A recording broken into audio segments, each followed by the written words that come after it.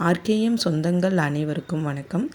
இந்த வீடியோவில் சுடிதாரில் பேண்ட்டில் கேன்வாஸ் வைக்கிறத பார்க்க போகிறோம்.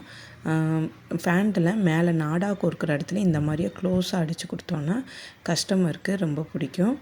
அது மாதிரி அந்த கேன்வாஸ் வைக்கும்போது நம்ம 1.5 இன்ச்சு விட்டுருப்போம். இந்த 1.5 இன்ச்சில் நம்ம 1 இன்ச்சு கேன்வாஸ் இருக்கும்.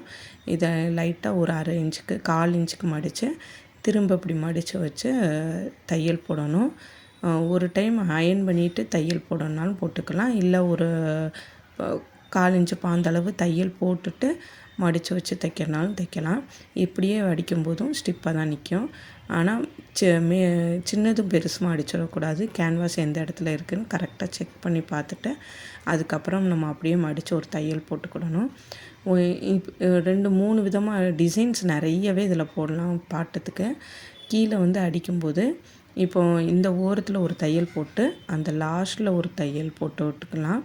போட்டு விட்டுட்டு சென்டரில் அதை நகலாமல் இருக்கிறதுக்கு வளைவு போடலாம். அதுக்கப்புறம் இந்த ஒரு பாந்தளவு 2 பக்கமும் ஒரு தையலுக்கும் இன்னொரு தையலுக்கும் ஒரு பாந்தளவுக்கு, பாந்துனா அந்த ஃபுட்டில் ஒரு ஃபுட்டு, ஒரு சிங்கிள் ஃபுட்டு அளவுக்கு கேப் வச்சோம்னா அதுதான் ஒரு பாந்தளவு. இப்படி வளைச்சி விட்டோம்னாலும் ஈஸியாகவும் இருக்கும், பார்க்குறதுக்கு நல்லாவும் இருக்கும் டிசைனு. இதை மாதிரியே ட்ரை பண்ணுங்கள். அடுத்த வீடியோவில் கேன்வாஸோட டைப்ஸ் பார்க்கலாம். Okay friends, thank you.